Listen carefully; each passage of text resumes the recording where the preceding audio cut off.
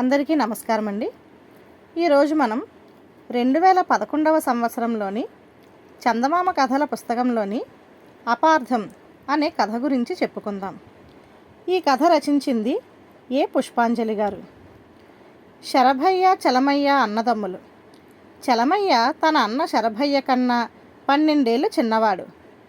తల్లిదండ్రులు గతించడంతో శరభయ్య అతని భార్య సుందరమ్మ చలమయ్యను ప్రేమగా పెంచి పెద్ద చేశారు. శరభయ్య తనకున్న కాస్త భూమిలో కష్టపడి వ్యవసాయం చేసి కుటుంబాన్ని లాక్కొచ్చేవాడు. సుందరమ్మ కూడా చాకచక్యంగా సంసారం నడిపేది. వీరికి కమలి, నారాయణ అని 2 పిల్లలు. యుక్త వయస్కుడైన చలమయ్యకు పిల్లనిస్తామంటూ ఇరుగు పొరుగు గ్రామాల నుంచి చాలామంది రాసాగారు. అన్ని సంబంధాల కన్నా తమ ఊరికి సుదూరంలో ఉన్న అనంతయ్య గారి సంబంధం శరభయ్య దంపతులకు బాగా నచ్చింది. అనంతయ్య బాగా కలిగినవాడు. అతనికి కాదంబరి ఒక్కతే కూతురు. పిల్ల కాస్తో కూస్తో చదువుకుంది, అందంగా ఉంది. వాళ్ళు అనంతయ్యకు తమ అంగీకారం తెలియజేయగానే అతను శరభయ్య ఉంటున్న గ్రామానికి వచ్చి వాళ్ళతో, అయ్యా, ఇలా చెబుతున్నందుకు ఏమీ అనుకోకండి. ఒక్కతే కూతురని కాదంబరిని అల్లారు ముద్దుగా పెంచాను. దీర్ఘవ్యాధితో మంచం పట్టి ఉన్న తన తల్లి తనను చూడకపోతే ఒక్కరోజు కూడా బతకదు. పైగా మీరు నా వ్యాపారాన్ని గురించి వినే ఉంటారు. మగపిల్లలు లేకపోవడం వల్ల నా బరువు బాధ్యతలు పంచుకునే వాళ్ళు లేరు. కాబట్టి మీరు చలమయ్యను మా ఇళ్ళపుటల్లుడుగా పంపితే నేను మీకు సదా రుణపడి ఉంటాను.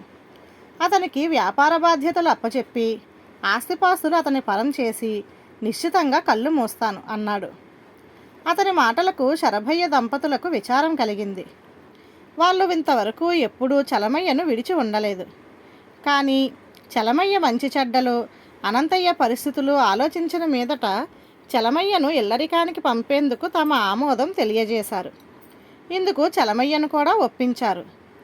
అన్నా వదినలను, లలితా నారాయణలను వదిలి వెళ్ళవలసి వచ్చినందుకు చలమయ్య ఎంతగానో విచారించినా అన్నగారి ఆదేశం మేరకు కాదంబరిని వివాహం చేసుకొని అత్తవారింటికి వెళ్ళాడు. అత్తవారింట్లో అందరూ అతని అడుగులకు మడుగులొత్తేవాళ్లే.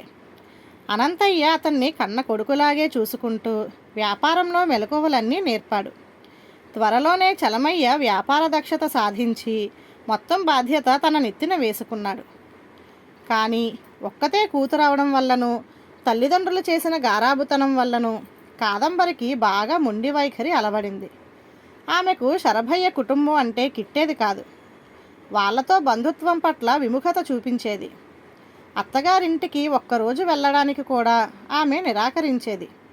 అయినా చలమయ్య సహించి ఓర్పుగా సంసారం నెట్టుకొస్తున్నాడు. కానీ అతనికి తన అన్నగారి గ్రామానికి వెళ్ళడానికి వీలుండేది కాదు. ఒక పక్క వ్యాపారం, మరో పక్క భార్య సహకరించకపోవడం ఇందుకు కారణాలు. వ్యాధిగ్రస్తురాలైన కాదంబరి తల్లి కొన్నాళ్లకే మరణించింది. అనంతయ్య ఆరోగ్యం కూడా అంత బాగుండటం లేదు. దాంతో చలమయ్య పూర్తిగా వ్యాపార నిర్వహణలో మునిగిపోయాడు. ఇక్కడ శరభయ్య పరిస్థితి చాలా అధ్వానంగా తయారైంది. ఆ ప్రాంతాలన్నీ అతివృష్టి అనావృష్టికి లోనై కరువు కోరల్లో చిక్కుకుపోయాయి. శరభయ్య కొడుకు నారాయణ చేతికంది రాలేదు. కూతురు కమల పెళ్లికెదిగి గుండెల మీద కుంపటిలా తయారైంది. ఇటువంటి గడ్డు స్థితిలో తన తమ్ముడు తనను పట్టించుకోకపోవడం, తమను మరిచిపోయినట్లు ప్రవర్తించడం శరభయ్యలో తీవ్ర వేదన రేపింది. కన్న బిడ్డల కన్నా ప్రేమగా చూసుకున్న తమ్ముడు తమను విస్మరించడం అతను భరించలేకపోయాడు. చలమయ్య దగ్గరికి వెళ్ళి సాయం అడిగి రమ్మన్న భార్యతో అతను చస్తే వెళ్ళను అంటూ భీష్మించు కూర్చునేవాడు. అతనిని బ్రతిమిలాడి ఎలాగో చలమయ్య దగ్గరికి వెళ్ళి రావడానికి ఒప్పించింది సుందరమ్మ. మరునాడు ఉదయం బండి కట్టుకొని సుందరమ్మ ఇచ్చిన మూట కూడా తీసుకొని చలమయ్య ఉండే ఊరికి బయలుదేరాడు శరభయ్య. ఆ రోజంతా మండుటెండలో ప్రయాణించాక రాత్రికి గాని ఆ ఊరు చేరలేకపోయాడు. తను చేరిన సమయానికి చలమయ్య ఇంట్లో లేడని, పొరుగురు వెళ్ళాడని తెలిసి హతాశుడయ్యాడు శరభయ్య.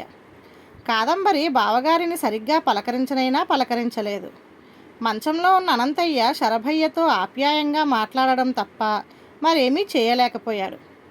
శరభయ్యకు నడవాలో భోజనం వడ్డించారు పనివాళ్ళు. అతనికి పనివాళ్ళు తినే కూరలు మజ్జిగ నీళ్లు మాత్రమే లభించాయి కానీ ఇంటివారు తినే కూరలు గడ్డ పెరుగు వెయ్యలేదు. రాత్రి పడుకోవడానికి పరుపు దుప్పటి లేని నులక మంచం ఇచ్చారు. తన దుస్థితికి శరభయ్య విచారించాడు. తమ్ముడు మనవాడైతే మర్యాదలు బాగా జరుగును. మేమంటే వాడికి ఏ మతింపు లేదు, ప్రేమ లేదు. మిగతా వాళ్ళకి ఎలా గౌరవాభిమానాలు వస్తాయి? వాడు ఈ డబ్బుండే వాతావరణంలో పడి పూర్తిగా మారిపోయాడు. తల్లిలా చూసిన వదినను కూడా పూర్తిగా మరిచిన కృతజ్ఞుడు అని మనసులోనే చలమయ్యను నిందించాడు. మరునాడు కాదంబరి అతన్ని సమీపించి, మీ తమ్ముడు రావడానికి ఇంకా 10 రోజులు పడుతుంది. మీరేం పని మీద వచ్చారో నాకు చెప్తే నేను మీ తమ్ముడికి తెలియజేస్తాను అన్నది. ఆమె మాటలను బట్టి తనింక వెళ్ళిపోవాలన్న విషయం శరభయ్యకు అర్థమైంది. చలమయ్యకు చెప్పాల్సింది ఏమీ లేదని కాదంబరితో చెబుతూ అతను తిరుగు ప్రయాణానికి సిద్ధమైనాడు. అలా ప్రయాణిస్తున్న శరభయ్య గుండెలో బాధ సుళ్ళు తిరిగింది. అవమానం అతన్ని నిలువునా దహించి వేయసాగింది. మండుటెండలో మధ్యాహ్నం వరకు ప్రయాణించిన శరభయ్య ఒక చెట్టు నీడలో కాసేపు విశ్రమించాడు. నిద్రిస్తున్న శరభయ్యకు గుర్రపుడెక్కల చప్పుడు వినిపించి ఉలిక్కిపడి లేచాడు. దూరంగా 2 గుర్రాల మీద 2 రౌతులు దౌడు తీస్తూ రావడం కనిపించింది. వాళ్ళ వెనక 2 బళ్ళు రావడం కూడా అతనికి కనిపించింది. చూస్తుండగానే వాళ్ళు శరభయ్యను సమీపించి గుర్రాలు దిగారు. వారిద్దరిలో ఒకరు చలమయ్య, రెండవవాడు అతని అనుచరుడు.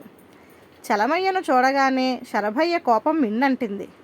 అతనేమీ అనకుండానే చలమయ్య గబగబా వచ్చి అన్నా అంటూ శరభయ్యను కౌగలించుకొని కన్నీరు కార్చాడు. నువ్వు వచ్చిన సమాచారం రాత్రే నాకు అందింది, కానీ నువ్వు ఇంత తొందరగా బయలుదేరుతావని అనుకోలేదు. ఇంటికి రాగానే విషయం తెలిసి నిన్ను దారిలోనే కలుద్దామని హుటాహుటిన ఇలా వచ్చేశాను అన్నాడు. చలమయ్య 10 రోజుల వరకు రాడని కాదంబరి చెప్పిన విషయం గుర్తుకొచ్చినా శరభయ్య పైకేమీ అనలేదు. అన్నా, మన ఊళ్ళో కరువు వచ్చిందని ఇటీవలే తెలిసింది, కానీ పనుల ఒత్తిడి వల్ల రాలేకపోయాను. కానీ ఇవన్నీ సిద్ధం చేసుకుని బయలుదేరే అవకాశం కోసం ఎదురు చూస్తున్నాను అంటూ ఆ బండ్లకేసి చూపాడు.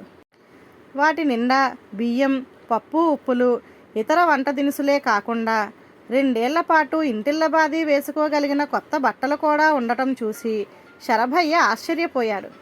శరభయ్య చేతిలో చలమయ్య ఒక తోలు సంచి పెడుతూ, ఇందులో కొంత పైకం ఉంది, దానిని మీ అవసరానికి వాడుకోండి. మీకు ప్రతి నెల ఇలా సరుకులు పంపుతాను. కమలకు ఇక్కడే మంచి సంబంధం చూశాను. ముహూర్తం చూసి పెళ్లి చేద్దాం. నారాయణను వ్యాపారంలో పెట్టడానికి తగిన ఏర్పాట్లు చేశాను. మీరు దేన్ని గురించి విచారించపడవద్దు అన్నాడు చలమయ్య. అంత మంచి తమ్ముణ్ణి తాను తొందరపడి అపార్థం చేసుకున్నందుకు శరభయ్య పశ్చాత్తాపపడ్డాడు. అతను చలమయ్యను కౌగలించుకొని భోరుమన్నాడు. తరువాత తన బండితో పాటు మరి 2 బళ్ళు తోడురాగా శరభయ్య నిశ్చితంగా తన ఊరి వైపు సాగిపోయాడు. ధన్యవాదాలు.